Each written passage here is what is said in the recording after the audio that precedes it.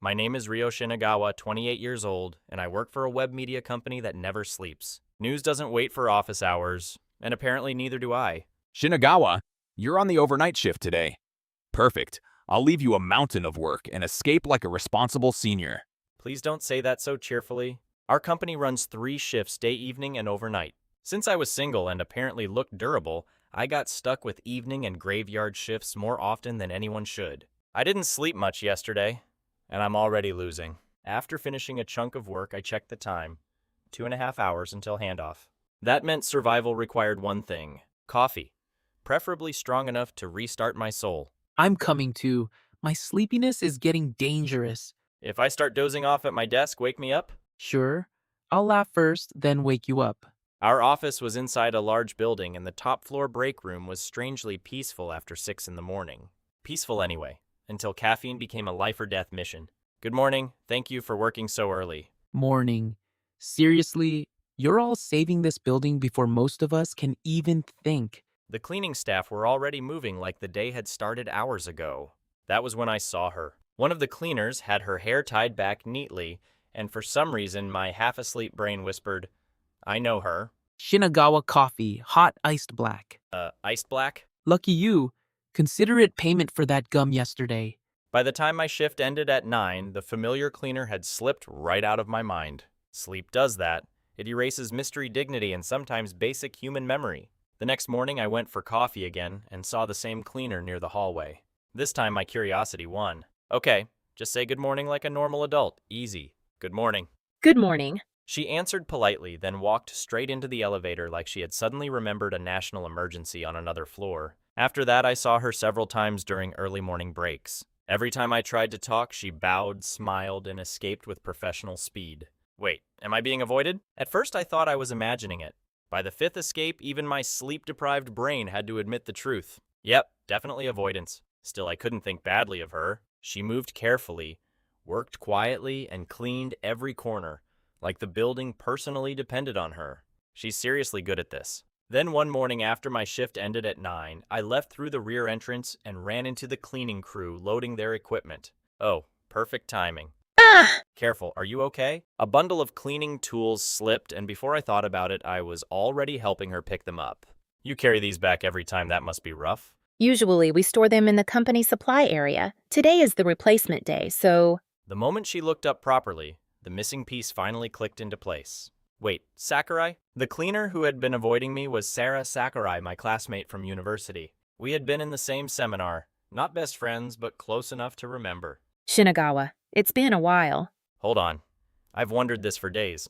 Why were you avoiding me, and why are you crying? I'm sorry, I'm fine. Sarah, we're leaving for the next site. Then take this. Contact me later, okay? Honestly, I thought she might never call. But that evening, right after I woke up, my phone rang with a number I didn't recognize. Hello. Shinagawa, it's Sakurai. Sakurai.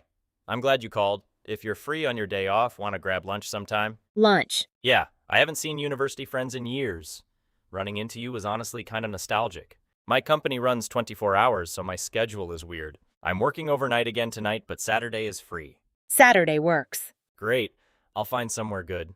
And Sakurai, good luck with work today. After that call, something changed. The next morning, she didn't run away. Good morning, Shinagawa. Thank you again for yesterday. Morning, let's both survive today. Saturday came. Since I'd worked the evening shift the day before, I actually slept like a human being. I headed to the cafe feeling strangely nervous. 6 years, huh?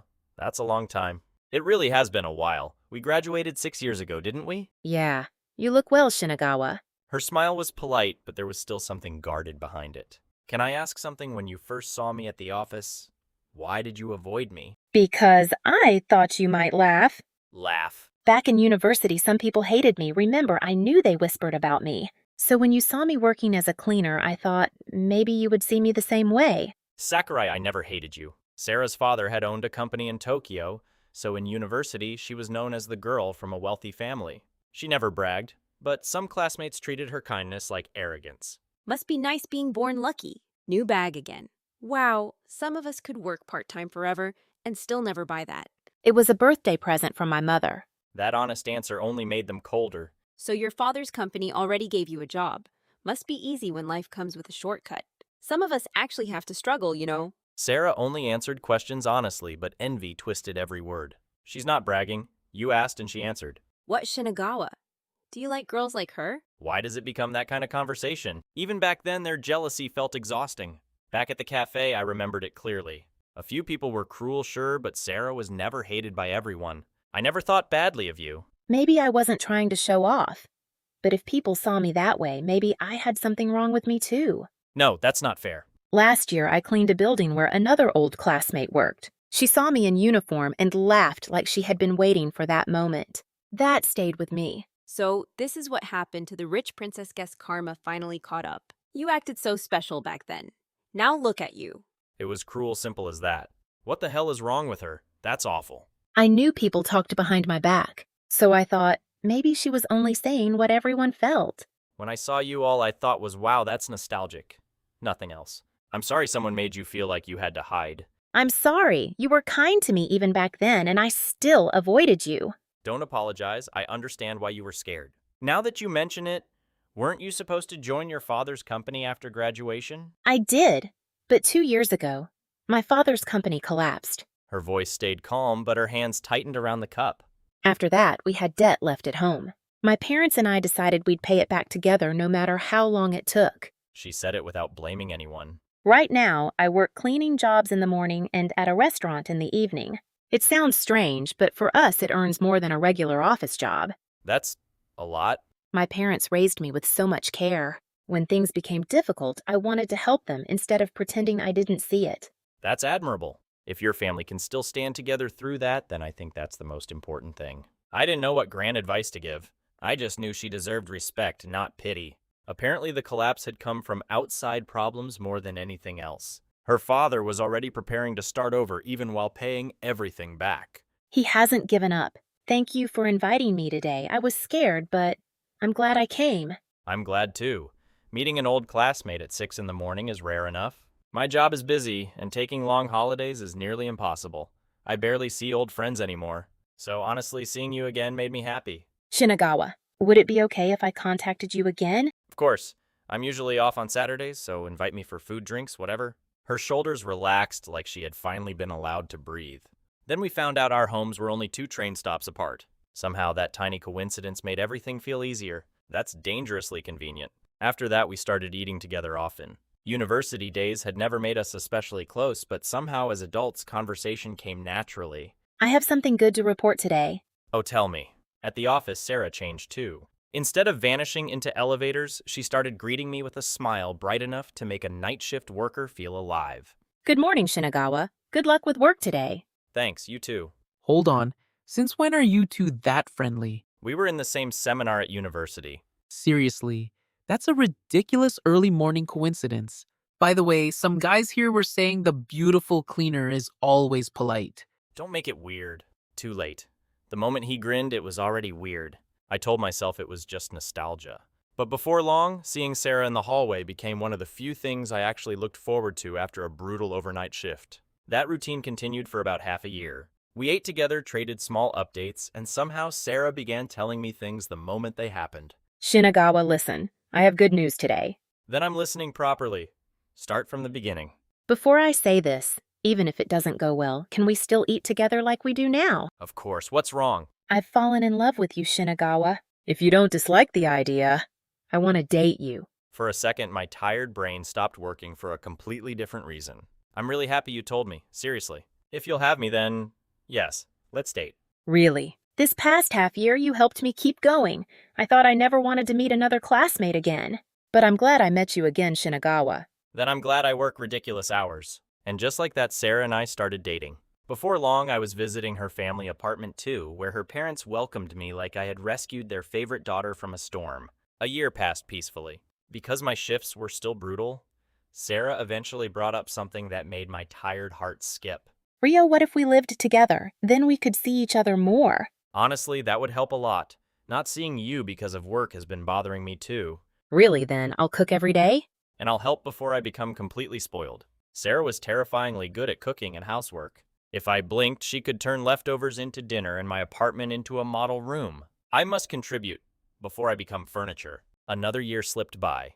Living together made marriage feel less like a dramatic decision and more like the obvious next page of our ordinary happy life. Welcome home, Rio. I'm home. I'm back. Oh, something came in the mail. What is it? A reunion invitation.